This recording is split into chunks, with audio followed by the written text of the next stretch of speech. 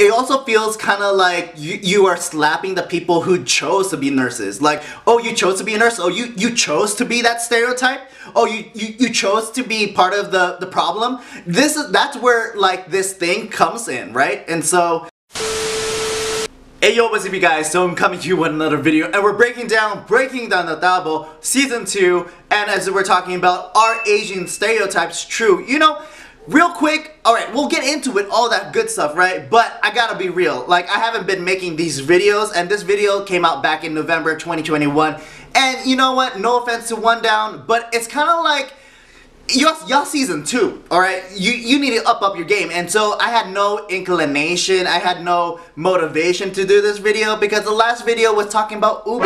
Did America steal ube from Filipinos? And here we're talking about stereotypes. This is supposed to be season 2, breaking the Tabo. It's supposed to be talking about real shit, and I feel like, and if, again, no offense to them, but if we're talking about stereotypes, if we're talking about ube, it sounds like very season 1 material. I think you should step up your game. I'm looking forward to doing Utan na Uu because I think it plays into conservative values, but I think when we talk about these things, and I'll probably try to give suggestions if One Down is listening and paying attention, and then hey, y'all, you can have me, we can have a conversation, we can have a debate, right? And so, without that said, we're gonna take a look at what they gotta say, and then we'll just have some fun, just take a look at what this is all about, and then with that said, shall we begin?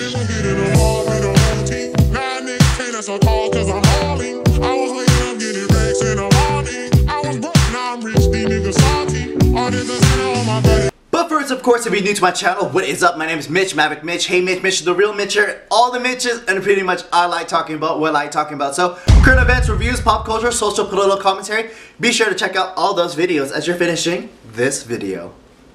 And of course, real quick, if this is the first time you're checking this video out, I have done all the reaction videos to the One Down breaking down the series, breaking the Tabo series, and I gotta say, again, off the bat, Sapphire Sandala is one of my friends in real life, right? So this is not anything about her or anything about One Down or the writers or any of the production. I think they're doing a great job, but of course, I want to take a look at it and do a reaction of it from a Filipino-American conservative side, right? And so, again, nothing bad here. It's almost more like a conversation than it is like a destroy or expose or with all that good stuff, right? But we're just having fun, taking a look at what they gotta say. I just want to pair that up because not that I think I did a rip on them in the beginning intro, but I gotta say, they gotta step up their game. So, again, like I said, we're gonna roll it, have some fun, talk about it, and yeah. What do Filipino and Vietnamese Americans have in common? America has given us both stereotypes. Only Filipinos seem to be embracing ours. While some Filipinos are tired of the assumption that we're all nurses, it seems like the only ones assuming that are other Filipinos. Like, we love when Filipino comedians like Joe Coy make jokes about our moms forcing us to become nurses. Filipino moms predetermine what their kids are supposed to be when they grow up. And you know I'm not making this shit up. There's a lot of Filipinos in here right now that are nurses. Yes! But in the same way. Alright, so pause real quick. We'll just take a look where we're going here. Okay, so I get the premise here. Are we embracing the stereotypes? Are we propagating? Are we promoting it, enabling it, so that like the stereotypes is becoming true versus a generalization in which you can do comedy at, like Joe Coy subverting truth and understanding that there are a lot of Filipino nurses, my sister included, right? Like my family included.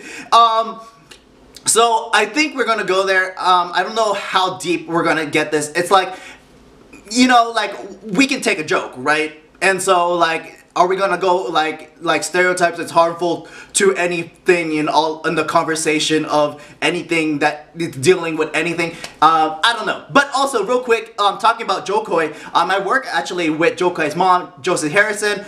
I'm on the Open Forum show on PHLV Radio. We do a podcast show every Monday, 6 p.m. Pacific, and we talk about a range from everything in culture as well as mostly a lot of politics stuff. So be sure to check that out as I am a panelist on that show. So yeah. The way that comedy is often used to make false things about Vietnamese folks seem true. It's okay, honey. Okay, Angela Johnson. Okay, so Okay, real quick, I gotta do my, like, on the Angela Johnson impressions, I got, hey honey, you look so nice, so pretty, like model, chileta, something pretty. I did a bit like that in college, right, playing off of that, and I think... Hey honey, how's it? You look so nice. How you been? What you think today? Like manicure, I have to be out by 3 hours appointment. You don't want pedicle too? Last time I made you look so sexy, much better for you. What do you like? And I think I'll play in a real quick snippet of another Asian American comedian that talks about like subverting like humor. Like, are you actually talking about the stereotype? Are you subverting it, right? And so let me put in that clip as well. Asian stereotypes are funny. Are funny? I feel like, oh wait, somewhat disagree. Okay, We're not judging. You can choose What was whatever the you want. decision making in your head during that? Well, my moment? head is like, stereotypes are a reflection of perceived behavior. And also, I write comedy, and so I'm constantly thinking of ways to maybe subvert a stereotype to get a laugh. I feel like it's always dangerous, though, because you never know if the joke is going to be perceived as like, oh, they're making fun of this stereotype or they're reinforcing this stereotype. But even then, you're saying like the stereotype itself is not funny, but your subversion of it is. Okay. Filipinos are defining a core part of our identity by something that wasn't even our choice. After all, America built nursing institutions in the Philippines so they could exploit us for cheap labor. Yet... Okay, I'm just gonna pause there. Sure. But at the same time, and it's your choice to become nurses, right? I have plenty of nurses friends that are choosing this, right? I have friends that went to the medical field because they chose it, right? And so, what's the trade-off? Like, are you willing to do something for a better life, for financial security, something that you will have a job? You know, there will always be a need for nurses, right? And so the implication here, and I just hate it because like, oh, the colonizers put this for cheap labor. Like, okay, maybe, but if you're working in the U.S., I'm not saying like you're well off, but you should be making a good amount of money to making a good amount of life. I'm not saying you gotta be rich, but you financially stable, yeah? We never call out the system that made us nurses, only our family members and friends. So while the nursing stereotype undeniably holds some truth, are Filipinos only making it worse? And has history already shown us that these jokes often turn into something more dangerous? I'm Sapphire Sandalo, and this... What up, Sapphire? Where we talk real shit. Filipinos are not the only ones that have had their cultural identity shaped by America. Take Vietnamese folks in America and the stereotype that they all own nail salons. In 1975, Tippi Hedren, an actress from Alfred Hitchcock's movie The Birds, was also a volunteer with a... Pause real quick. I'm gonna shut it down right there. You know, like, we're gonna go into stereotypes as far as like nail salons, restaurants, laundry, and all this stuff. Like, if you can go into histories about it, but at the same time, are we gonna put people down for having entrepreneurs? Like, if are you gonna put down someone who is doing like whatever blue collar jobs, like a plumber?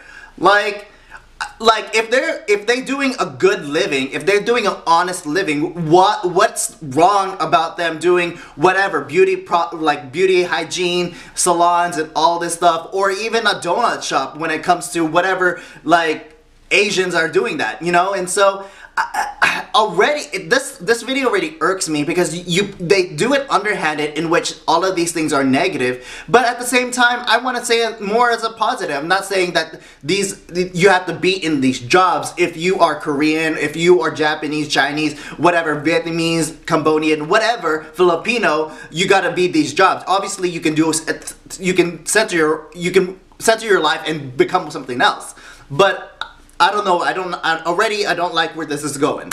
humanitarian group. Through their work, she met 20 female Vietnamese refugees in Sacramento. Wanting to help them adjust to America and seeing them admire her nails, she enrolled the women in beauty school to learn how to do manicures. They then offered manicure services at low prices at a time when luxury salons were the only way for people to get manicures. As a result, those Vietnamese women changed the face of the nail industry and began building their beauty empire. However, considering the resources Tippi Hedren was able to provide them, the 20 women could have found success in any industry the actress introduced them to. They didn't have to be nail technicians, but it was the opportunity they were presented with, and they took advantage of that, like anybody trying to make it in America would. Yet, people make fun of Vietnamese folks for being in this business, as if— Okay, so,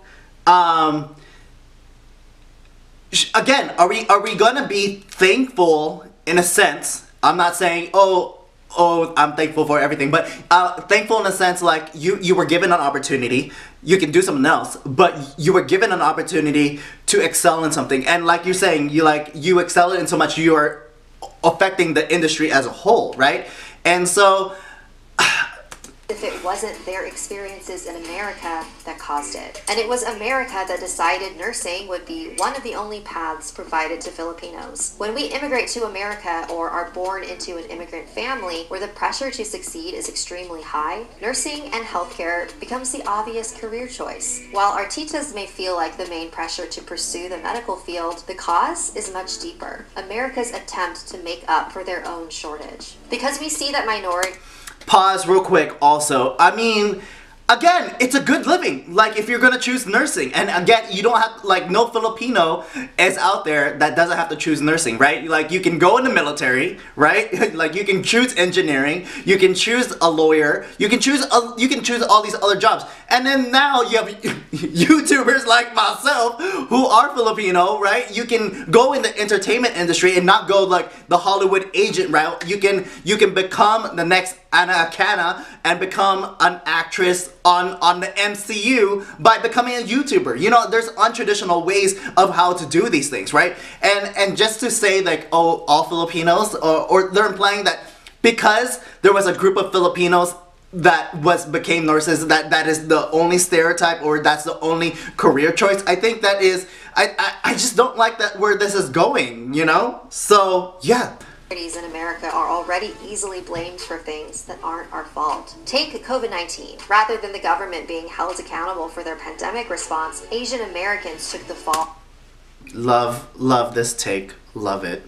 For the rising cases, causing Asian hate crimes to skyrocket. And the same America that encouraged us to immigrate so they could have cheap labor watched and did nothing as we were assaulted and told to leave. 61-year-old Noel Quintana was slashed with a box cutter on New York's L train, and not one person tried to help him. 70-year-old Cesar Ichano and a 65-year-old Filipino woman were physically— Okay, so we're going into Stop Asian Hate, and I think they should have just used all of this material in that. And I'm just gonna say real quick, right? And so, to my understanding, if you look at Asian Dawn, if you look at other people who have done this and look at the statistics, the number of Asian American hate crimes that was happening is relatively the same. Quote me, double check me, fact check me, and all that good stuff. It's just the reporting has been increased because due to cell phones, due to even people reporting it. Because normally people, like Asian Americans, are like generally quiet. It's just culturally we're generally quiet. If something happens, we don't want the authorities involved. You know, we don't want to escalate it even further.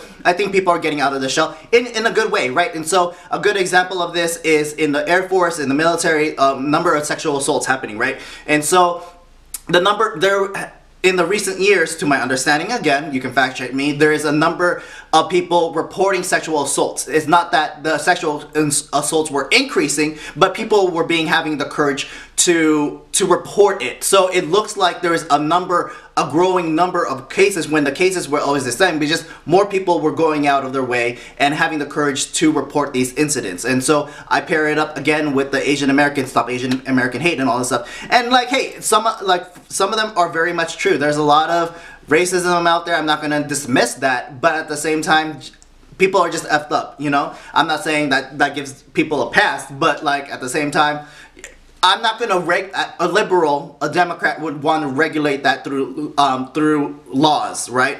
I'm gonna expect that to, one, take care of yourself, promote 2A, defend yourself, defend our people, and have think twice about crossing all people, So continue. Assaulted in California and New York, respectively. They were also told that they didn't belong here. Again, as if it wasn't American occupation that brought us. Even though America has provided our families with a lot of opportunities, for example, with our successful titas in the medical field, we can't ignore the ugly side of America's involvement too. It's difficult to grow up in a country where our history is erased and our cultural identity surrounds stereotypes that were often forced on us. So we need to educate and hold each other accountable. We can't make America's work easy and blame systemic problems on ourselves. We're not saying that Jo Koy should stop saying these jokes, because it's nice to hear our culture be shared on platforms like Netflix. That's a problem for them, right? They don't want, it's problematic that Jo Koy makes these jokes,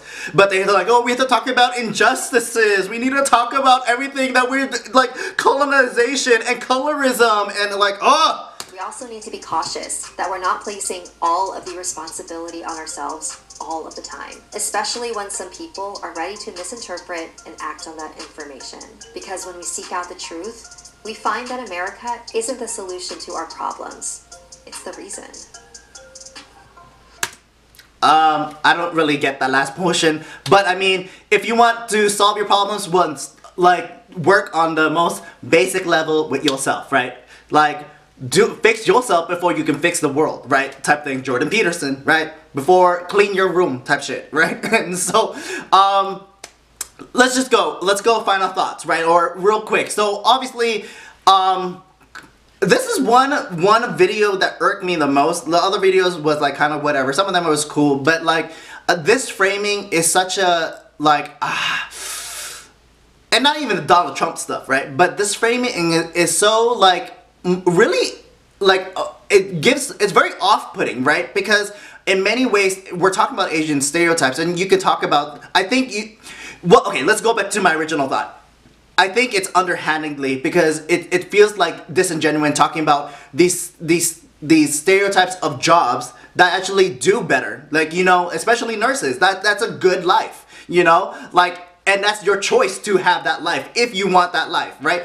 And so it's a backhanded, oh, well, thanks, but I could have asked for more type shit, it just irks me the wrong way that you're not grateful. And it's funny that the next video is utang na loob, which means a debt of gratitude, right? And in this video alone, there's no sense of gratitude, right? And you're just talking about, again, the injustices and all that stuff. I think what you could do is do kind of almost a skit, which stereotypes are true, which is not, and then the history and the background of it, and how that is not true or true, right? And how we can propagate that. And so I think that video could have served better if you treat the stereotypes so more lighthearted, right? Instead of oh, look at these stereotypes, look how bad other Filipinos are treating other Filipinos. You're it doesn't I'm here, they're supposed to be about empowering, and I feel like this is depowering. And just because it just kind of feels also it also feels kind of like you are slapping the people who chose to be nurses. Oh, you chose to be a nurse? Oh, you chose to be that stereotype?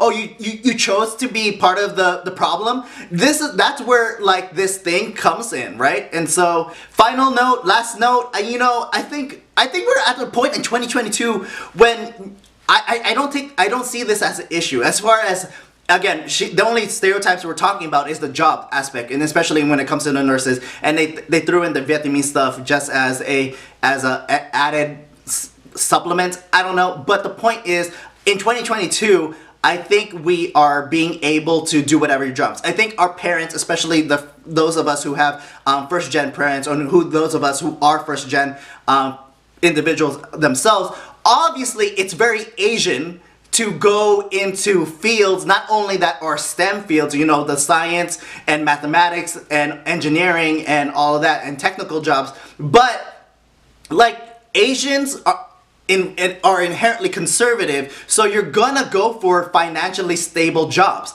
You like, and again, not to say that you have to be rich. Again, a lot of Filipinos, and this is funny that they didn't go into the military route. It's stereotypically, a lot of Filipinos are in the military, especially in the Navy. And so, like, clearly you don't got your friends on one down that is past Navy and Air Force and whatever military, because you would see like the stereotypes in the military that is like of Filipinos, right? It is so much that we have a Filipino mafia in the branch of the military. Like if you Filipino, we looking you out. Like not always, but like there in many cases there is, right? And so you got that bond. And so shout outs to Misawa, right? And so I think the point being here is that whatever choices that you make and career path you do, I think your parents would want you to do the best you can. And so obviously they're going to push for you to do something financially stable. If you want to do what I do like a YouTuber, make sure you got a backup plan, right? And so if anyone has this another path, whether you want to be an artist or anything else, an actor, I think the idea here, musician, is that you got a backup plan, right? And so with that said, thank you for watching. Comment below, tell me what you think, and see if I am off base. Is this off-putting or was it just me, right? And so comment below, tell me what you think, and see you in the next video. You can follow me at Instagram at HeyMitchMitch, and see you in the next video. Thank you for watching. Peace, peace, peace. Be with you.